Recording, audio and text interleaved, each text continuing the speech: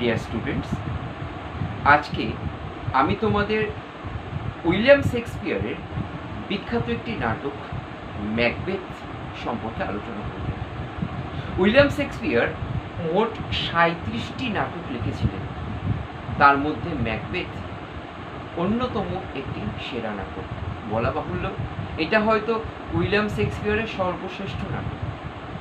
কারণটা কি, এটা মনে করা হয় সমস্ত ইউনিভার্সিটিতে কোনো না কোনো কোর্সে এই ম্যাকবেথ আছে। ক্লাস 11-এ ম্যাকবেথ রয়েছে শেক্সপিয়ার টেলস হিসাবে, ইংলিশ অনার্সে ম্যাকবেথ রয়েছে, মাস্টার ডিগ্রিতেও আমরা ম্যাকবেথের সঙ্গে পরিচিত হই। আমরা এখন এই ম্যাকবেথ সম্পর্কে আলোচনা করব। সবার আগে বলে রাখি, ম্যাকবেথ হলেন স্কটল্যান্ডের রাজা ডানকানের গ্রেট জেনারেল। রাজা ডানকানের দুজন বিশ্বস্ত জেনারেল ছিলেন, একজন ম্যাকবেথ আর একজন হলেন ব্যাংকো। এই দুজনকে রাজা ভীষণ ভালোবাসতেন। কারণটা কি, এদের দুজনের জন্যই রাজা কিছু অসাধ্য সাধন করতে পেরেছিল।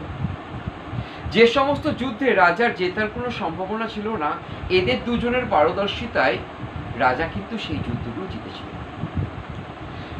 স্কটল্যান্ডের রাজা ডানকান, তার দুই পুত্র ছিল ম্যালকম আর ডোনাল্ড। স্বাভাবিক কারণে রাজার অপরিবর্তে এখানে তার সিংহাসনের দাবিদার হচ্ছে তার বড় ছেলে ম্যালকম। এরকমই কথাবার্তা হয়ে চলেছে। যাই হোক, ম্যাকবেথ সম্পর্কে বলি। রাজা কিন্তু একটা রাজার পক্ষে সমগ্র দেশটাকে চালানো সম্ভব হয় না।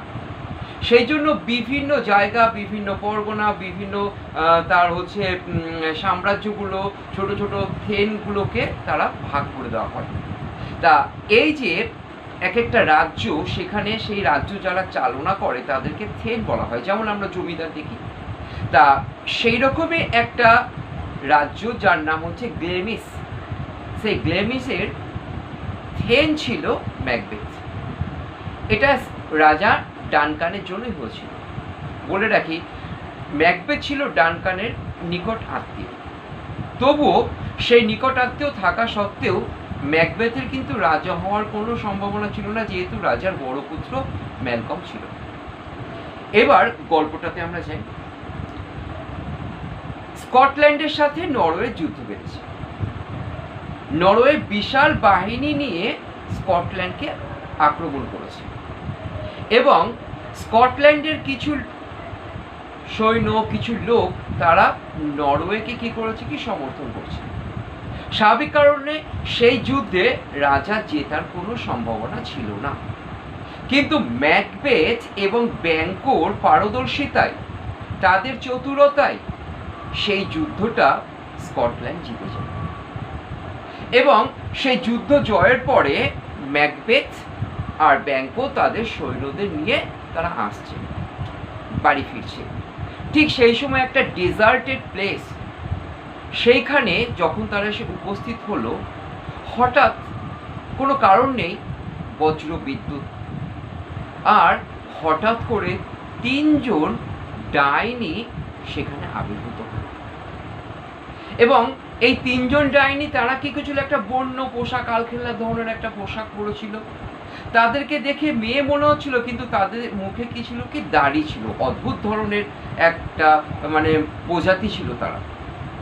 এবং তারা ঠিক সেইখানে এসে তারা ডান্স করতে শুরু করলো। এই বলে, fair is foul, foul is fair, hover through the fog and filthy air. এই বলে তারা কি করছিল, কি সেখানে ডান্স করছিল। হঠাৎ তারা থামলো। প্রথম উইচটি ম্যাকবেথকে সম্বোধন করে তাকে বলল, আপনি তো গ্লেমিসের রাজা। ম্যাকবেথ একটু অবাক হয়ে গেল যে আমাকে এরা চিনল কি করে, আমি তো এদেরকে চিনি না। তা ম্যাকবেথের মনে হলো যে আমি যেহেতু একটা গ্লেমিসের রাজা, তাছাড়া আমি তো স্কটল্যান্ডে সবাই আমাকে বীর বলে জানে, হয়তো চিনতে পারে। সেটাতে ম্যাকবেথ কিন্তু ততটা বিচলিত হলো না। এইবার দ্বিতীয় জন ম্যাকবেথকে সম্বোধন করে তাকে বলছে, আপনি কর্ডার, রাজ্যের থেন হতে চলেছে। ম্যাকবেথের কাছে সেটা ঠিক ভালো শোনার, ঠিক তখনও ঠিক সেরকমভাবে গুরুত্ব দিলেন না। তারপরে তৃতীয় যে ডাইনিটি ছিল সে আসলো, এসে ম্যাকবেথকে বলল, you will be the king of Scotland hereafter. তার মানে কি, খুব শীঘ্রই আপনি স্কটল্যান্ডের রাজা হতে চলেছেন। ম্যাকবেথ এটাকে গুরুত্ব দেয়নি। কারণটা কি, যে আমরা আগেই বলেছিলাম রাজা ডানকানের দুই ছেলে, বড় ছেলে না হলে ছোট ছেলে, কেউ তো একজন রাজা হবে। সেখানে ম্যাকবেথ তার নিকট আত্মীয় হলেও অনেক দূরে, আর ম্যাকবেথকে যদি রাজা হতে হয় তাহলে এদের সবাইকে মারতে হবে, সেটাও ম্যাকবেথের সম্ভব ছিল না। কারণ কি, ম্যাকবেথের ওপর ডানকানের অনেক তার প্রভাব ছিল। ডানকান তাকে অনেক ভালোবাসত এবং তাকে এই আজকে যে ম্যাকবেথ যে জায়গাটা দাঁড়িয়ে রয়েছে সের প্রতি ডানকানের কৃতজ্ঞতাটা অনেকখানি ছিল। এইবার ম্যাকবেথ কি করলো কি, ঠিক সেটাকে গুরুত্ব দিল না। আর এইদিকে ব্যাংকও পাশে দাঁড়িয়ে সব শুনছিল। সে যথেষ্ট রিয়ালিস্টিক। সে তাদেরকে একবার জিজ্ঞাসা করলো, তোমরা কে? তোমরা মেয়ের মতো দেখতে, কিন্তু মেয়ে নও, তোমরা কি বলছো, এরকম ছলনা কেন করছো? তাহলে ঠিক আছে, সে তখন ব্যাংকও তাদেরকে বাজাবার জন্য একটু বললো, আচ্ছা তাহলে আমার সম্পর্কে বলো তো দেখি, তোমরা কি বলতে চাও। তখন তারা ব্যাংকোর দিকে ঘুরে বলল, তুমি ভবিষ্যতে স্কটল্যান্ডের রাজা হতে পারবে না, কিন্তু তোমার উত্তরাধিকার, তোমার সন্তান, সে ভবিষ্যতে রাজা হওয়ার সম্ভাবনা রাখে। যাই হোক, তারা এই বলে তারা আবার বজ্রবিদ্যুৎ আসলো, তারা কি হলো কি, তারা অদৃশ্য হয়ে গেল। তখন ব্যাংকো ম্যাকবেথকে বলল যে দেখো, এদের কথায় বিশ্বাস করো না, এরা এইরকমই ছলনা করে, এদের কথায় কোনো রকম বিশ্বাস না করে চলো আমরা এগিয়ে যাই। তারা ঠিক এগিয়ে যাবে এমন সময় একটা অদ্ভুত ঘটনা ঘটল। সেই ঘটনাটা কি, ইতিমধ্যে ডানকান জানতে পেরেছেন যে তিনি যুদ্ধে জয়লাভ করেছেন এবং তিনি নিশ্চিত যে ম্যাকবেথের পারদর্শিতায় তিনি যুদ্ধে জয়লাভ করেছেন। আর তখন তিনি কি করলেন, তখন তিনি সেই মুহূর্তেই বিলম্ব না করে ম্যাকবেথকে তিনি কি করতে চাইলেন, তিনি পুরস্কৃত করতে চাইলেন। তখন তিনি কি করলেন, তারই কিছু দূত দিয়ে তিনি ম্যাকবেথের কাছে একটা উপহার প্রেরণ করলেন। কি করলেন, একটা পত্রের মাধ্যমে ম্যাকবেথকে জানানোর চেষ্টা করলেন যে আজ থেকে তুমি শুধু গ্লেমিস রাজ্যের রাজা নও, তুমি কাউডারেরও রাজা। এইটা যখনই সেই দূতরা এসে দিল, তখন ম্যাকবেথের মধ্যে একটা আমূল পরিবর্তন আসলো। এই তো কিছুক্ষণ আগে, কয়েক সেকেন্ড বা মিনিট আগে যে পরীরা আমাকে প্রেডিক্ট করে গেল, প্রফেসি করে গেল, আমার যে ভবিষ্যৎবাণী করে গেল, সেটা ইতিমধ্যে সত্যি হয়ে গেল। তার মানে প্রথমজন আমাকে বলেছিল আমি হচ্ছে গ্লেমিসের রাজা, সে আমাকে চিনতে পেরেছিল। দ্বিতীয়জন আমাকে বললো আমি কাউডারের রাজা হব, আমি তাও হয়ে গেলাম। তার মানে কি তৃতীয়টাও কি আমার জন্য অপেক্ষা করছে? যাই হোক, ম্যাকবেথ ছিল খুব অ্যাম্বিশাস এবং সে ভাবলো দেখাই যাক না কি হয়। তা এই ঘটনাটা জানে তো শুধু ব্যাংকো। এইবার ম্যাকবেথ কি করেছিল, লেডি ম্যাকবেথের সঙ্গে তিনি কি করলেন কি, এই ব্যাপারটাকে আলোচনা করলেন। এখনো কিন্তু লেডি ম্যাকবেথের আবির্ভাব হয়নি, তিনি তার মধ্যে চিঠিপত্রের মাধ্যমে আলোচনা করছিলেন। এবার লেডি ম্যাকবেথ সম্পর্কে তোমাদের একটু বলি। লেডি ম্যাকবেথ ছিলেন অসামান্য সুন্দরী একজন মহিলা। তিনি যতটা সুন্দরী ছিলেন, তার মনটা ছিল ততটাই বিষক্রিয়ায় পরিপূর্ণ।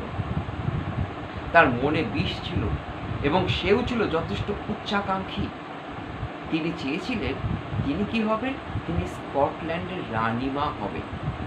আর সেই জন্যই তিনি মনে প্রাণে চেয়েছিলেন ম্যাকবেথকে এনি হাউ স্কটল্যান্ডের রাজা হতে হবে।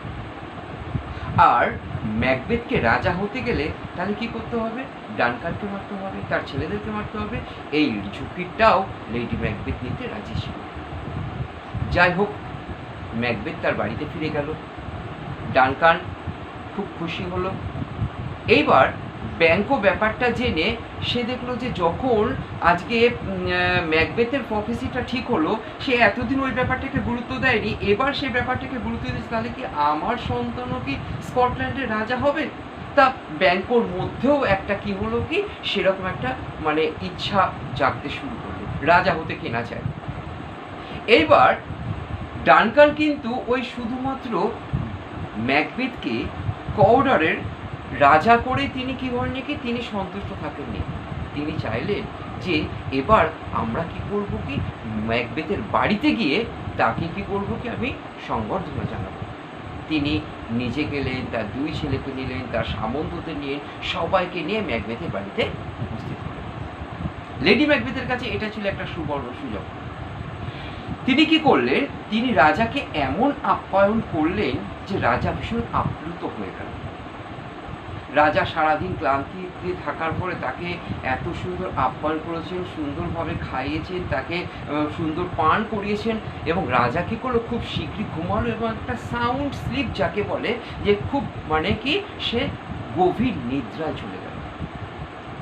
ইতিমধ্যে লেডি ম্যাকবেথ রাজার সঙ্গে যারা ছিল তাদেরকে কি করলেন কি তিনি মদ্যপান করলেন। এবার তিনি স্থির করেছিলেন যে আজ রাতেই ডানকানকে হত্যা করতে হবে। আর এই হত্যাটা কে করবে? তিনি বলছেন যে এই হত্যাটা করবে তার স্বামী, কিন্তু তার স্বামী তো কিছুতেই রাজি নয়। তার জন্য তিনি কি করলেন কি তিনি নিজেই উদ্যত হলেন। কি করে? যে রাত্রেবেলা হিংস্র পশু ছাড়া আর ডাইনি ছাড়া কেউ বেরোয় না, তখন লেডি ম্যাকবেথ তার ঘর থেকে একটা ছোরা নিয়ে ঢুকে গেলেন ডানকানের চেম্বারে। তিনি ডানকানকে মেরেই ফেলতেন, কিন্তু যখন তিনি ঝুঁকে তিনি ডানকানকে মারতে যাবেন তখন ওই ডানকানের মুখ দেখে তার নিজের বাবার কথা মনে পড়ে গেল। তিনি আর মারতে পারলেন না, কিন্তু তিনি তাকে মারতে না পারলেও তার সেই উচ্চাকাঙ্ক্ষীটা কিন্তু গেল না। তিনি তখন কি করলেন কি ম্যাকবেথকে রাজি করাচ্ছেন। এদিকে ম্যাকবেথ কিছুতেই তিনি রাজি হবেন না। তখন মানে ম্যাকবেথ জানতো যে ডানকান তাকে কত রকমভাবে সাহায্য করেছে, তাকে সন্তান স্নেহ করে এবং তার পক্ষে ওকে মারাটা সম্ভব নয়। কিন্তু লেডি ম্যাকবেথ, আমি আগেই বলেছিলাম, সে অত্যন্ত ধুরন্ধর একজন। তিনি কি করলেন ম্যাকবেথের ইগোতে আঘাত করতে শুরু করলেন। তার পুরুষত্ব নিয়ে তিনি কি করলেন কি তাকে নানা রকমভাবে পরিচিত করছেন, তাকে নানা রকমভাবে তাকে পুরুষ হয়েও তাকে স্ত্রী সুলভ কাজকর্ম করছে, এরকম কাপুরুষ ইত্যাদি নানা রকম বলেছেন, যাতে কি হলো কি ওই রাত্রে ঘুম না থাকার ফলে ম্যাকবেথের একটা মোটিভ ভ্রম হলো। তখন সে কি করলো কি সে ওই ড্যাগারটাকে নিয়ে চলে গেল কোথায়? সে ডানকানকে মারতে। সেখানে একটা ছোট্ট ঘটনা ঘটেছিল। যখন ডানকানকে সে মারতে যাবে, সে যে ড্যাগারটা যে হাতে তুলেছিল, হাতে যখন সে তুললো তখন সে দেখলো আরেকটি ড্যাগার ছুরি সেই ডানকানের বেডের উপর দিকে হচ্ছে কি ঘুরছে, আর সেই ড্যাগার থেকে টপ টপ করে রক্ত পড়ছে। আর সেই ড্যাগার যেন ম্যাকবেথকে ইন্ডিকেট করে বলল নেক্সট ইউ, এরপরে কিন্তু তোমার পালা। যাই হোক, ম্যাকবেথ এই কথাটা চিন্তা করলো, কিন্তু তার স্ত্রীর কথা চিন্তা করেও সে কি করলো কি সমস্ত ভয় কাটিয়ে তিনি কি করলেন কি তিনি ডানকানকে স্ট্যাব করলেন, তাকে মেরে দিলেন। এবং মেরে দেওয়ার পরে তিনি কি করলেন চলে গেলেন। আর লেডি ম্যাকবেথ তখন কি করলেন কি সেই ছোড়া যখন দেখলো যে ডানকানকে তিনি ম্যাকবেথ মারতে সক্ষম হয়েছে, যে দেহরক্ষীগুলো ছিল এসে তাদের গায়ের মধ্যে কি করলো কি তিনি ওই রক্তের দাগ দিয়ে দিল, যাতে সবাই বুঝতে পারে যে ডানকানকে তারাই মেরেছে। ইতিমধ্যে রাজার 2 ছেলে তারা জানতে পারলো যে তাদের বাবা মারা গেছে, সেই রাত্রে জানতে পেরেছিল। এবং তারা এটুকুই বুঝতে পারলো যে যে আমার বাবাকে মেরেছে তাহলে সে তো আমাদেরকেও মেরে ফেলবে। সেই জন্য তারা 2 ভাই তখন কি স্থির করলো যে আমাদের যদি এই পিতৃ হত্যার প্রতিশোধ নিতে হয় তাহলে আজকে যে কোনো উপায়ে আমাকে এখান থেকে পালাতে হবে। তখন বড় ছেলে ম্যালকম তিনি ইংল্যান্ডে চলে গেলেন, আর ছোট ছেলে ডোনাল্ড বেইন তিনি আয়ারল্যান্ডে চলে গেলেন। তারা দুজনেই সেখানে গিয়ে সৈন্যদল গঠন করবে স্থির করে তারা সেই রাত্রে পালিয়ে গেল। এইবার পরের দিন সকালে ম্যাকডাফ সম্পর্কে আমি একটু বলি। ম্যাকডাফ হচ্ছে অন্যতম একজন বীর, যিনি সবসময় ম্যাকবেথকে সন্দেহ করতেন। আর গ্লেমিস আর তিনি ছিলেন হচ্ছে 5 এর মানে সামন্ত ছিলেন বা থেন ছিলেন। তার গ্লেমিস আর 5 এর সঙ্গে চিরন্তন একটা দ্বন্দ্ব ছিল। গ্লেমিসের রাজা ছিল ম্যাকবেথ আর 5 এর রাজা ছিল হচ্ছে কি ম্যাকডাফ। দুজনের মধ্যে চিরকালীন একটা শত্রুতা ছিল। ম্যাকডাফ যখন আসলো, এসে তিনি কি করলেন কি তখনই একটা অ্যালার্ম বাজালো, সবাই চলে আসলো। তখন কি হলো কি, তখন সমস্ত লোক এসে দেখলো যে ম্যাকবেথ ডানকান তো মারা গিয়েছে। রাজার এদিকে যখন ম্যাকবেথ আর লেডি ম্যাকবেথ আসলো, তারা এসে কি করলো কি একটা অসাধারণ একটা নাটক করলো। কি করলো, এসে তারা একেবারে কাঁদতে শুরু করলো, তাদের প্রিয় রাজাকে কে মেরেছে কে মেরেছে। ইতিমধ্যে ম্যাকবেথ কি করলো কি, ওই তার দুটো গার্ড কিছু বলার আগেই সঙ্গে সঙ্গে সেই ছোড়াটাতে গার্ড দুটোকে মেরে ফেললো। যখন সবাই জিজ্ঞেস করলো কি ব্যাপার, ম্যাকডাফ যখন জিজ্ঞেস করলো, বলছে আমাদের প্রিয় রাজাকে এই গার্ড দুটোই মেরে ফেলেছে। তার মানে কি, যারা দেখেছিল তারা কি করলো কি, সমস্ত মানে তাদের প্রত্যক্ষদর্শীদেরকে কি করলো কি তিনি মেরে ফেললেন। রাজা 2 ছেলে পালিয়ে গেছে। এইবার স্বাভাবিক কারণেই যেহেতু রাজা মরে গেছে, রাজা 2 ছেলে নেই, তাহলে নিঃসন্দেহে এবার রাজা কে হচ্ছে ম্যাকবেথ। ম্যাকবেথ স্কটল্যান্ডের রাজা হলো। স্বাভাবিক কারণেই এই যে ম্যাকবেথ স্কটল্যান্ডের রাজা হলো, তখন তার ওই প্রফেসিটা মনে পড়লো। আর তখন একই সাথে তার এটা মনে পড়লো যে আমি যে স্কটল্যান্ডের রাজা হব, এই রাজা হবার খবরটা তো জানে একমাত্র ব্যাংকো। তাহলে ব্যাংকো নিশ্চয়ই জানবে যে রাজাকে তাহলে আমি খুন করেছি। তখন তিনি স্থির করলেন যে আমি যে রাজা হয়েছি, রাজা হওয়ার পর আমাকে একটা ভোজ দিতে হবে। তখন তিনি কি করলেন কি, একটা ভোজ সভার আয়োজনে, যেটাকে বলা হচ্ছে ব্যাংকোয়েট। আমরা এখানে একটা ব্যাংকোয়েট সিন পাবো। এর আগে যেটা ড্যাগার ঘুরছিল ওটাকে ড্যাগার সিন বলা হচ্ছে, সেটা আমরা পরে বিস্তারিত আলোচনা করব। সেই ব্যাংকোয়েট সভায় ম্যাকবেথ কি করলেন, তিনি ব্যাংকোকে ডাকলেন, ব্যাংকোর ছেলে ফ্রিয়েন্স তাকেও ডাকলেন। এবং ম্যাকবেথ কি করলেন, দুজন মানে আমরা যাকে বলি যে খুনি বা দুজন মার্ডারারকে তিনি কি করলেন কি হায়ার করলেন, ভাড়া করলেন। কাকে মারবার জন্য, ব্যাংকোকে আর ব্যাংকোর ছেলেকে যেন ওই ভোজ সভায় আসার রাস্তায় মেরে ফেলে। এবং তারা কি করলো, তারা ব্যাংকোকে মারতে সমর্থ হলো, কিন্তু ব্যাংকোর ছেলে ফ্লিয়েন্স তিনি কি করলেন কি পালিয়ে চলে গেলেন। কোথায়, যেখানে চলে গেছেন হচ্ছে কি মানে ম্যালকম। এইবার হঠাৎ করে রক্ষীরা এসে বলল যে আমরা মানে ব্যাংকোর ছেলেকে মারতে পারিনি, ব্যাংকোকে মেরে ফেলেছি। রাজার মনে একটা চাপ বসে গেল যে ইতিমধ্যে রাজার 2 ছেলে জানতে পেরেছে যে আমি কি করেছি, কি আমি রাজাকে মেরেছি, তাহলে তারা দুজন আমার শত্রু হয়ে গেল। এদিকে ব্যাংকোকে মারলাম, ব্যাংকো ছেলেও আমার শত্রু হয়ে গেল। এদিকে আবার ম্যাকডাফ ইতিমধ্যে চলে গেছে কি ইংল্যান্ডে, ম্যাকবেথের বিরুদ্ধে সে যুদ্ধ করবে বলে। যাই হোক, এই অবস্থায় ম্যাকবেথ যখন ওই ভোজ সভায় ছিল, হঠাৎ একমাত্র সেই দেখতে পেল তার সিংহাসন জুড়ে ব্যাংকোর ভূত। আর ম্যাকবেথ যেন অবাক হয়ে গেল, সে পাগলের মতন প্রলাপ বলতে শুরু করলো। আর এমনই প্রলাপ বলছিল যেন সে তার সমস্ত দোষগুলো স্বীকার করে নিচ্ছে। লেডি ম্যাকবেথ তো ভীষণ মানে চালাক একজন মহিলা ছিল। তিনি কি করলেন, সঙ্গে সঙ্গে সেই ভোজ সভাটাকে বন্ধ করে দিলেন। ম্যাকবেথ অসুস্থ এই তো দিয়ে। যাই হোক, এইবার ম্যাকবেথ যখন তিনি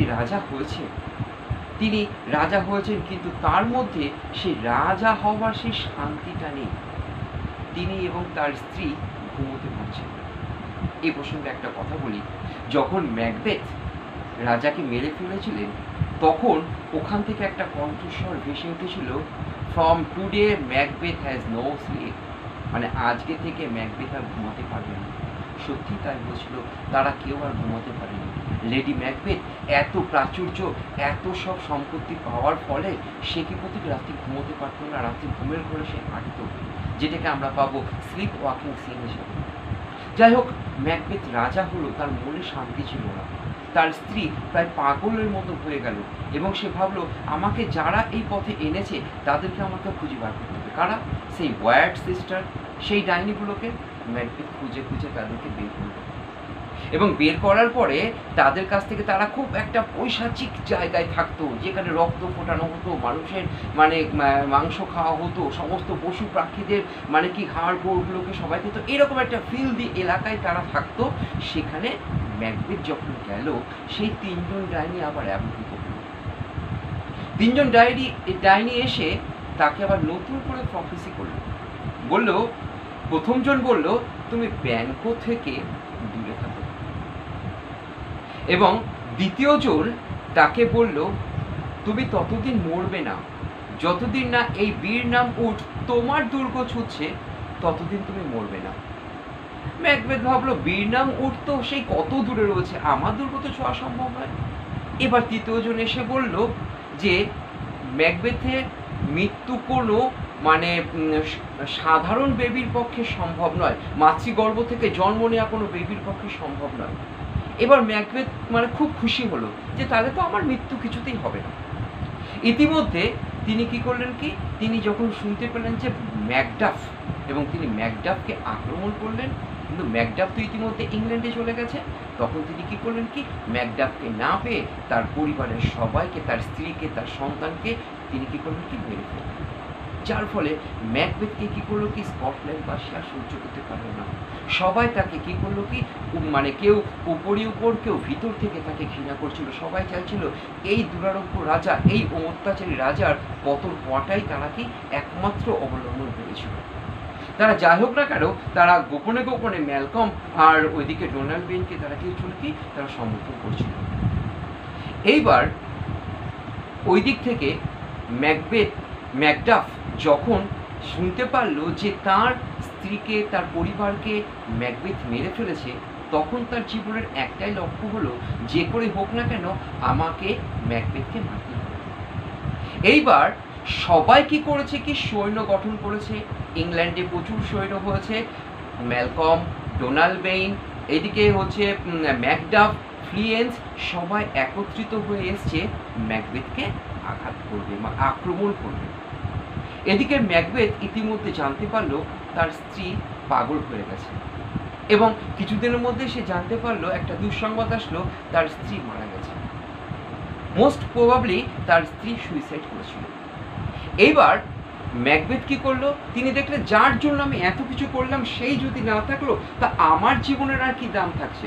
তখন তার জীবনের একটা ইচ্ছা ছিল মৃত্যু, কিন্তু সে তো একটা বীর, সে তো সাধারণভাবে মরতে পারে না, তাহলে তো তার সারাটা জীবন তো তাকে মৃত্যুর পরেও লোকে কি করবে কি, নানা রকমভাবে গ্লানি দেবে, যেটা একটা বীরের পক্ষে সম্ভব নয়। তখন ম্যাকবেথ কি করলো কি, তিনি তার দুর্গে মানে অবতীর্ণ হলেন, আর ইতিমধ্যে একজন মানে তারই একজন মানে সৈন্য এসে তাকে জানালো যে বীর নাম উড তার দুর্গের দিকে এগিয়ে আসছে। ম্যাকবেথ দুর্গের উপরে দেখলো, সত্যি তো এটা কি করে সম্ভব। তখন সে কি করলো কি, তার দুর্গটাকে সমস্ত প্রহরী দিয়ে সাজিয়ে দিল। এবার আমি বলি যে বীর নাম উড কি করে আসলো। এইবার যখন সবাই আক্রমণ করছে, ম্যালকম সবাইকে বলেছিল, আমরা ম্যাকবেথকে বুঝতে দেব না যে কতজন সৈন্য নিয়ে আমরা ম্যাকবেথকে আক্রমণ করতে এসেছি। তখন তিনি সবাইকে পরামর্শ দিলেন, এই বীরনাম গাছের একটা করে কাণ্ড আমরা যদি সবাই সামনে নিয়ে রাখি, তাহলে ম্যাকবেথ বুঝতে পারবে যে কতগুলো কি হচ্ছে কি, মানে সৈন্য আমাদেরকে আঘাত করছে। ম্যাকবেথের মনে একটু ভয় লাগলো যে এটা কি করে সম্ভব, বীর নামের জঙ্গল আমার দুর্গের দিকে এগিয়ে আসছে, এটা তো সম্ভব নয়, কিন্তু পরীরা তাই বলেছিল। এইবার তখন কি হলো কি, ম্যাকবেথ তবুও খুব খুশি হলো যে আমাকে মারতে পারবে কি করে, মাতৃগর্ভ থেকে জন্ম নেওয়া কোনো সন্তান তোমাকে মারতে পারবে না। এবার ম্যাকডাফ, ম্যালকম সবাই এসছে তাকে ইয়ে করবে, মানে তাকে মারবে বলে। ম্যাকডাফ সবার আগে এগিয়ে এসছে। তখন ম্যাকবেথ হাসছে আর বলছে, তুমি আমাকে মারতে পারবে না, কেন মাতৃগর্ভ থেকে জন্ম নেওয়া কোনো সন্তান আমাকে মারতে পারবে না। তখন ম্যাকডাফ বললো, তাহলে তো তোমার মৃত্যু তো আমার হাতেই আছে, কারণ আমি তো মাতৃগর্ভ থেকে জন্মাইনি, আমি তো সিজার করে আমাকে বের করা হয়েছিল। বুঝতে পারলে? তাহলে বেবি যখন হয় দু রকম বেবি হয়, একটা নর্মাল, একজন সিজারিয়ান। এই সিজারিয়ান বেবি ছিল হচ্ছে কি ম্যাকডাফ। তাহলে ওই হোয়াইট সিস্টাররা কি করেছিল, তারা বলেছিল যে ম্যাকডাফ থেকে সতর্ক থাকতে।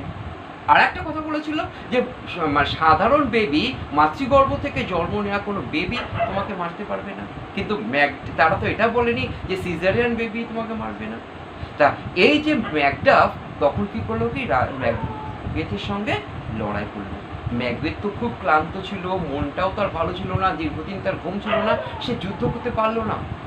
ম্যাকডাফ কি করলো কি ম্যাকবেথের শিরচ্ছেদ করলো, করে সেই মুন্ডটাকে ম্যালকমকে উপহার দিয়ে বলল, আপনি স্কটল্যান্ডের যোগ্য রাজা এবং আপনি এই মাথাটাকে গ্রহণ করুন, আর আজকে থেকে আপনি স্কটল্যান্ডের নতুন রাজা হিসেবে নিযুক্ত হবেন। সবাই সেটাকে মেনে নিল। এইটাই হচ্ছে ম্যাকবেথের গল্প। এরপরে আমি বিস্তারিতভাবে তোমাদের কিভাবে ম্যাকবেথ তার ট্র্যাজেডি, আমরা নিশ্চয়ই বুঝতে পেরেছি কিভাবে হয়েছে Macbeth as a tragic hero, ম্যাকবেথের নানা রকম কোশ্চেনগুলো আমি একের পর এক সেটাকে নিয়ে আলোচনা করব। ঠিক আছে।